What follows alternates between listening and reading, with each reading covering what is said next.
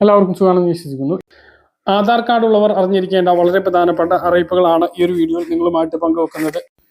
സംസ്ഥാന തൊഴിൽ വകുപ്പിന് കീഴിൽ 16 ക്ഷേമനിധി ബോർഡുകളിലൂടെ നൽകുന്ന എല്ലാ ആനുകൂല്യങ്ങളും ഇനി ആധാർ അധിഷ്ഠിതമാകുമെന്ന് മന്ത്രി വി ശിവൻകുട്ടി വാർത്താ സമ്മേളനത്തിൽ അറിയിച്ചു. തൊഴിൽ വകുപ്പ് നടപ്പിലാക്കുന്ന അഡ്വാൻസ്ഡ് ഇൻഫർമേഷൻ ഇന്റർഫേസ് സിസ്റ്റം സോഫ്റ്റ്വെയറിന്റെ 2ാം ഘട്ടം നടപ്പിലാക്കുന്നതിന്റെ ഭാഗമായാണിത്.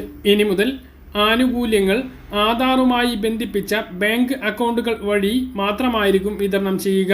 ഇത് ഇടനിലക്കാരുടെ ഇടപെടൽ ഒഴിവാക്കാൻ സാധിക്കുമെന്നും മന്ത്രി വ്യക്തമാക്കി. AIS സോഫ്റ്റ്വെയറിൽ വിവരങ്ങൾ ശേഖരിച്ചിട്ടുള്ള 16 ക്ഷേമനിധി ബോർഡുകളിലെയും അംഗങ്ങൾക്ക് ആധാർ അധിഷ്ഠിത സവിശേഷ തിരിച്ചറിയൽ കാർഡ് നൽകുമെന്നും മന്ത്രി പറഞ്ഞു. തൊഴിലാളികൾക്ക് സ്വന്തമായോ അക്ഷയ കേന്ദ്രം, ക്ഷേമനിധി ബോർഡ് ഓഫീസുകൾ എന്നിവ വഴിയോ സോഫ്റ്റ്വെയറിലെ വിവരങ്ങൾ പുതുക്കുന്നതിന് വേണ്ടി അപേക്ഷിക്കാൻ സാധിക്കും.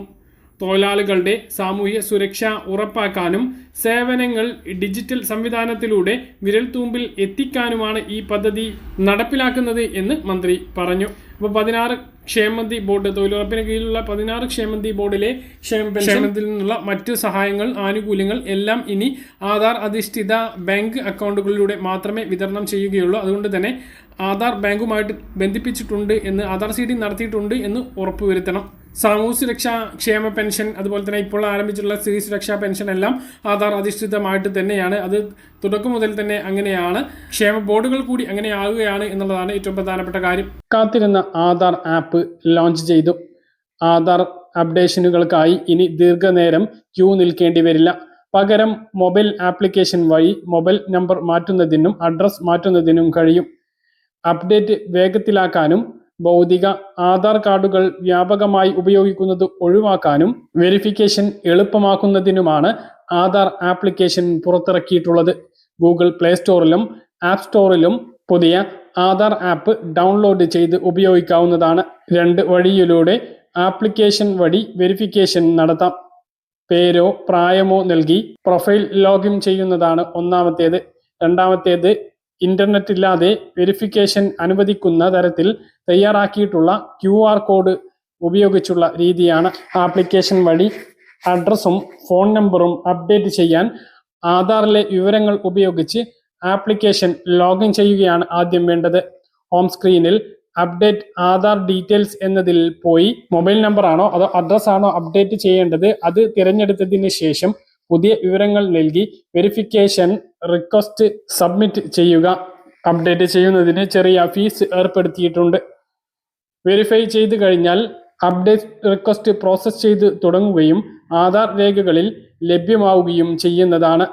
മറ്റൊരു പ്രധാനപ്പെട്ട മാറ്റം വരുന്നത് ആധാറിന്റെ ഫോട്ടോ കോപ്പി എടുക്കുന്നത് ആധാർ ആപ്പിന്റെ വരവോടുകൂടി നിരോധിക്കാൻ ഒരുങ്ങിയിരിക്കുകയാണ് Unique Identification Authority of India. ഹോട്ടലുകൾ, പരിപാടികളിലെ സംഘാടകർ, സമാന സ്ഥാപനങ്ങൾ, ഹോസ്പിറ്റലുകൾ എന്നിവിടങ്ങളിൽ ആധാർ കാർഡിന്റെ ഫോട്ടോസ്റ്റാറ്റ് കോപ്പികൾ ശേഖരിക്കുന്നതും സൂക്ഷിക്കുന്നതും തടയുന്നതിനായി പുതിയ നിയമം ഉടൻ കൊണ്ടുവരും എന്നാണ് സർക്കാർ ഉദ്യോഗസ്ഥർ പ്രഖ്യാപിച്ചിട്ടുള്ളത്. പുതിയ ആധാറിന്റെ വരവോടുകൂടി ആധാറിന്റെ ഫിസിക്കൽ കോപ്പിയുടെ ഉപയോഗം കാര്യമായിട്ട് തന്നെ കുറയും. പുതിയ ഫിസിക്കൽ കോപ്പി ആധാർ കൂടി വരുന്നുണ്ട്. അത് QR കോഡായിരിക്കും അതിലുണ്ടാകുക.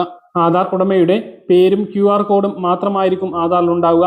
നമ്പർ പോലും ആധാറിൽ നിന്നും നമുക്ക് കാണാൻ കഴിയില്ല. QR കോഡ് സ്കാൻ ചെയ്താൽ എല്ലാ വിവരങ്ങളും ലഭ്യമാവുന്ന രൂപത്തിലാണ് ഉണ്ടാവുക. അതുപോലെ 10 വർഷം കഴിഞ്ഞിട്ടുള്ള ആധാർ കാർഡ് എല്ലാ ഗുണഭോക്താക്കളും അപ്ഡേറ്റ് ചെയ്യേണ്ടതുണ്ട്. നമ്മുടെ നിരവധി സേവനങ്ങൾ ലഭ്യമാകുന്നതിന് വേണ്ടിയുള്ള മസ്റ്ററിംഗ്, മറ്റു കാര്യങ്ങൾ എല്ലാവർക്കും ആധാർ കാർഡ് അനിവാര്യമാണ്.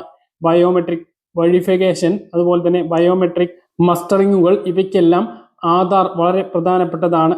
ആധാറിലെ മൊബൈൽ നമ്പറും അതുപോലെ തന്നെയാണ്.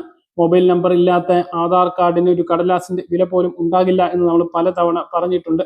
അതുകൊണ്ട് തന്നെ നിങ്ങളുടെ മൊബൈൽ നമ്പർ ഏതാണോ അത് ആധാറിൽ അപ്ഡേറ്റ് ചെയ്യണം. ഇപ്പോൾ അത് പുതിയ ആപ്ലിക്കേഷൻ മുഖേന സിമ്പിൾ ആയിട്ട് ചെയ്യാൻ കഴിയും എന്നുള്ളത് വളരെ ആശ്വാസകരമാണ്. പുതിയ സ്ത്രീ സുരക്ഷാ പെൻഷൻ വാങ്ങുന്നവർക്കും എല്ലാ വർഷവും ഇനി ആധാർ മസ്റ്ററിംഗ് ഉണ്ടായിരിക്കുന്നതാണ്.